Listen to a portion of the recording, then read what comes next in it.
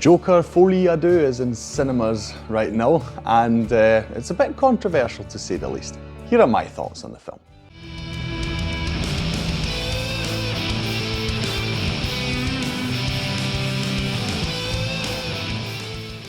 Hi, my name's Drew and welcome to another review video on Flying Wiener. Now, just to preface this, in case you're wondering, I absolutely loved 2019's Joker. No, I'm not an incel. I didn't take it as, oh, this is my idol, this is how I want to be. We need a figure like this in real life and society. No, absolutely not. Did I enjoy it as someone who loves to see an examination of characters, particular ones that I know very well from comics and other media, and see what makes them tick, right? That is the kind of story for me. That is what I love about 2019's Joker. Joaquin Phoenix has got an incredible performance there. You've got the music, that is really wonderful. You know, deservedly winning an Oscar if I'm not mistaken. And the whole thing, even to this day, I'm like, how is it that that film and this one, which at least artistically I feel is on a similar level, how is it was made by the guy who did the Hangover films? That is a detail that never fails to just baffle me, you know. It's like, I don't know, I mean, I had really enjoyed the first Hangover film, the other two are fine, you know, but the first one is a lot of fun, you know, I won't say anything against it, but it's just like, it's so funny, isn't it? It's the same guy, I mean, you know, he's such a creative and interesting artist when it comes to making films, and then you're like, Hangover. Anyway, enough about that. So yes, I really love 2019's Joker. I only rewatched it like, I don't know, about half a year ago or so. Still really enjoy it. It's a really powerful film. It says a lot in my opinion about, you know, mental health. It's not like, oh, everyone who's not treated for mental health is going to turn into Joker. No, of course not. But I found Arthur Fleck's story just really fascinating, you know. I don't know, it makes me feel that I really need to pay more attention to people in my life, you know, and really try and help anyone I can in case, you know, there's someone who just needs that support and doesn't have it from other places that should be offering support. Right, that's all I'll say about that. So this film right now is rather controversial in the sense that a lot of people are not happy with it. I'll delve into the plot and for why people are not happy about the film in quite a bit. But yes, just so in case you have missed that, right? I was looking forward to it, and I think that, no, I'll tell you what, I'll talk about the controversies a bit later. Let's just get started with the plot. So the film is assuming that you've seen 2019's Joker. It's not strictly necessary, but you know, it does help a lot because this film is mainly about the events from that film and the aftermath of it. So we saw obviously Arthur Fleck, spoilers if you haven't seen the first one, but like I say, if you watch this film, you really should watch the other one first. Arthur Fleck obviously killed a few people, right? And caused a little riot in Gotham City. And we see him now, he is in Arkham State Mental Hospital, which really feels more like a prison, which is, you know, depending on which comic iteration you're talking about, is kind of accurate, you know, it's very possible. He is being evaluated, assessed, you know, his mental state to determine whether he can stand trial. And again, slight spoilers, that actually happens, and a large part of the film actually deals with this court case where the question is, you know, is he going to be found guilty of the murders? We see Arthur, he is, you know, his day to day, we can see that he's not really motivated greatly in his life, you know, there's nothing much for him to live for, and he's shown this singing troupe that is in another wing, another part of the hospital, where there is a woman there who seems fascinated by him, or at least somehow, you know, infatuated with him. Anyway, that is Harley Quinn. Many people will know this. I mean, it's in all the promotional material. Lady Gaga plays Harley Quinn, who is obviously a very popular and by now famous character. She is, you know, at Joker's side in the comics a lot. There are a couple, sometimes not, but anyway, that's too far into the comics.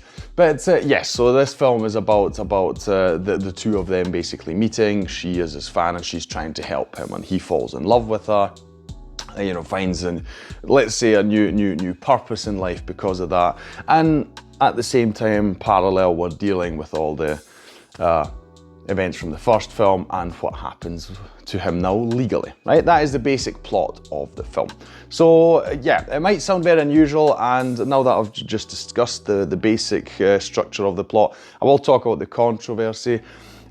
Controversy, it's just, I think, my personal opinion, that many people expected this to be more of the same, or let's say an escalation of what happened in the first part, that you would see Joker, while maybe, yeah, locked up, etc., the classical comic book storyline where he breaks out, causes huge havoc, and we'd see chaos on the streets and these riots and all these kind of things. I think that's what many people expected, right? And maybe to have a Batman or someone swoop in, you know, something like that, although that's not possible in this timeline, at least not a Bruce Wayne Batman, because in the first part we saw he's still a kid, right? Anyway, I think that's what people were expecting, or they were quite put off by one of the main things in the film, which is there's a lot of songs in it, right? So this film, to me, it isn't a musical. I know there are a lot of songs in it, you have a lot of people singing, but it's not the main thing of the film. You know, to me, a musical is something where the music and the dancing, etc., it's sort of the actual through line through the film. It's the structure that everything is built upon. It's how everything is delivered and transported to you. To me, this is just a film with songs in it. And we've got mainly, I mean, actually only, I'd have to think, I don't think there's one other person singing. I think it's really just Joker and Harley, or Lee as she's called a lot in this film, singing. I think those are the only two, right? But I feel they really show what their characters are about and their dreams and all these things. In general, I think it's really fascinating. And again, I think a lot of people were put off by this. I enjoyed it. I'm not really a musical guy. I enjoyed it because, like I say, it was used as a medium to show you their thoughts. And generally speaking, if you're a fan of the comics, especially when you think about the start of Joker, he was this really huge character, as in really flamboyant, and you felt he was just out to have fun. Didn't care about what people thought of him, you know, and just did whatever the hell he liked.